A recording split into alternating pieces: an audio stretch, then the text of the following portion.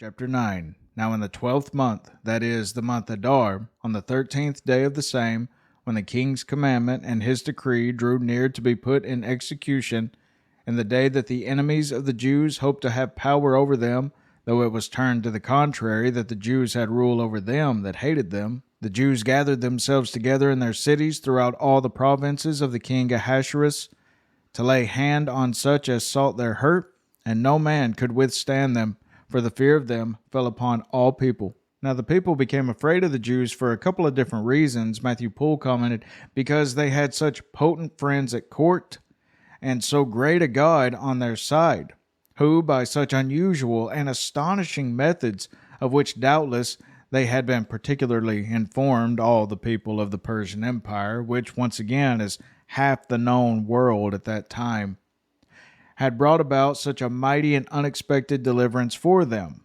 which the Lord did. Verse 3, and all the rulers of the provinces, and the lieutenants, and the deputies, and officers of the king helped the Jews, because the fear of Mordecai fell upon them. For Mordecai was great in the king's house, and his fame went out throughout all the provinces, for this man Mordecai waxed greater and greater.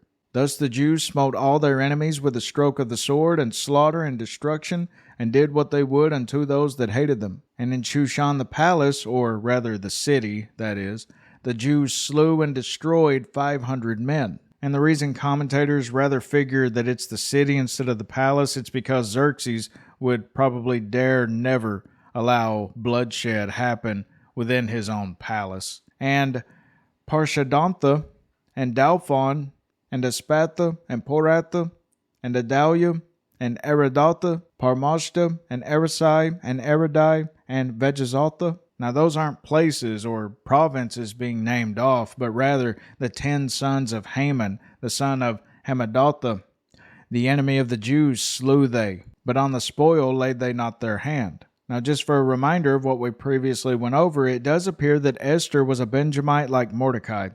This is fascinating, as Haman is believed to have been a descendant of King Agag the Amalekite. We are therefore left with the possibility that Esther was of some relation to Israel's first king, Saul, whom God commanded to kill the Amalekites some 500 years before, and he disobeyed. Could it be that Esther and Mordecai, the Benjamites, ruling in Persia, finished what their ancestor, the leader of ancient Israel, would not? Namely, the final destruction of Israel's oldest enemy from the time of Moses. Verse 11, on that day the number of those that were slain in Shushan the palace was brought before the king. And the king said unto Esther the queen, the Jews have slain and destroyed 500 men in Shushan the palace, and the 10 sons of Haman. What have they done in the rest of the king's provinces? Now what is thy petition? And it shall be granted thee. Or what is thy request further? And it shall be done. Then said Esther, if it please the king, let it be granted to the Jews which are in Shushan to do tomorrow, also according unto this day's decree, and let Haman's 10 sons be hanged upon the gallows. And the king commanded it so to be done. And the decree was given at Shushan, and they hanged Haman's 10 sons. For the Jews that were in Shushan gathered themselves together on the 14th day also of the month Adar, and slew 300 men at Shushan, but on the prey they laid not their hand. But the other Jews that were in the king's provinces gathered themselves together and stood for their lives, and had rest from their enemies, and slew of their foes 75,000. 75,000. But they laid not their hands on the prey. So the Jews took no money, nor does it appear that they actually took the offensive, but more just took a defensive stance, and they just protected themselves. But they took none of the spoils, that it might appear what they did was not done out of malice or covetousness, but out of mere necessity, and according to the great law of self-preservation, that they might not so much as seem to desire anything but their own safety, and that the king might have the greater kindness for them. Verse 17, on the 13th day of the month Adar, and on the 14th day of the same, rested they, and made it a day of feasting and gladness. But the Jews that were at Shushan assembled together on the 13th day thereof, and on the 14th day thereof, and on the 15th day of the same they rested, and made it a day of feasting and gladness. So the Jews celebrated God giving them victory over their enemies on that day, and they still celebrate it to this very day. Both the 14th and 15th days are now kept as the festival of Purim, the former day being the chief. Now the days do fluctuate according to the Gregorian calendar, but Purim, as of 2022, was celebrated this year on March 16th and the 17th. The holiday of Purim marks the attempt by the ancient Persian leader to kill all the Jews. He failed, and to remember the occasion, Jews have read the story of Purim every year since then. There are special customs, with people encouraged to dress in costumes and send food baskets to friends, neighbors, and people in need.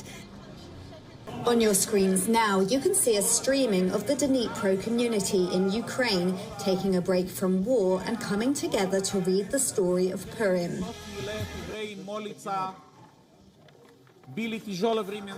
Meanwhile, back to ancient times. The Jews were saved by the queen of the time, who was born a Jew and who didn't act as a bystander. She took personal responsibility and had the royal decree changed, saving them from death. Equally important, the Jews were saved because they defended themselves from being attacked across the region. Verse 19, Therefore the Jews of the villages that dwelt in the unwalled towns made the 14th day of the month Adar a day of gladness and feasting, and a good day, and of sending portions or presents one to another. And Mordecai wrote these things, and sent letters unto all the Jews that were in all the provinces of the king Ahasuerus, both nigh and far. And it is believed to this very day that Mordecai wrote the book of Esther. Verse 21, To establish this among them, that they should keep the 14th day of the month Adar, and the 15th day of the same yearly, as the days wherein the Jews rested from their enemies, and the month which was turned unto them from sorrow to joy, and from mourning unto a good day, that they should make them days of feasting and joy, and of sending portions one to another, and gifts to the poor. Now notice they're not celebrating the 13th day, because that is what Haman, that's what he was going to celebrate. But they do the next 2 days, as they had victory. And the Jews undertook to do as they had begun, and as Mordecai had written unto them. Because Haman, the son of Hammedatha the Agagite, the enemy of all the Jews, had devised against the Jews to destroy them, and had cast Pur, that is, the lot, to consume them and to destroy them. Hence, this is where they get the name Purim, the feast of Purim. But when Esther came before the king, he commanded by letters that his wicked device, which he devised against the Jews, should return upon his own head, and that he and his son should be hanged on the gallows. Wherefore they called these days Purim, after the name of Pur.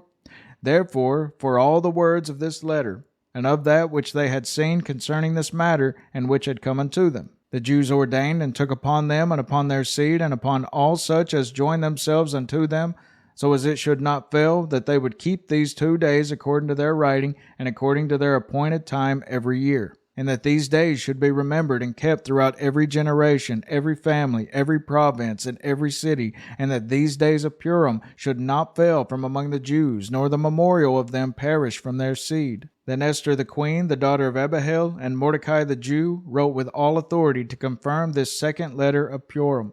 And he sent the letters unto all the Jews to the 127 provinces of the kingdom of Ahasuerus, with words of peace and truth, to confirm these days of Purim and their times appointed, according as Mordecai the Jew and Esther the queen had enjoined them, and as they had decreed for themselves and for their seed the matters of their fastings and their cry. And the decree of Esther confirmed these matters of Purim, and it was written in the book. Final verses, final chapter, chapter 10. And the king Ahasuerus laid a tribute upon the land and upon the isles of the sea, and all the acts of his power and of his might, and the declaration of the greatness of Mordecai, whereunto the king advanced him, are they not written in the book of the chronicles of the kings of Media and Persia? Speaking of the Persian chronicles. For Mordecai the Jew was next unto the king Ahasuerus, and great among the Jews, and accepted of the multitude of his brethren, seeking the wealth of his people, and speaking peace to all his seed. Closing comments by Charles Ellicott. We have seen that the events recorded in this book carry us to the year 470 BC, at which time Mordecai was at the zenith of his greatness. How long he kept it, whether death or disgrace brought it to a close, and if the latter, that of disgrace, from what cause, we cannot say. All we know is that near the end of Xerxes' reign, his favorite and chief advisor was Artabanus, the captain of the guard, by whom he was murdered in 464, about 6 years later. The last we hear of Mordecai, whatever was his after fate, is that he was loyal to his people and approved himself their benefactor. One final note that all Christians can take from the book of Esther. Charles Spurgeon wrote, "Last of all, let each child of God rejoice that we have a guardian so near the throne."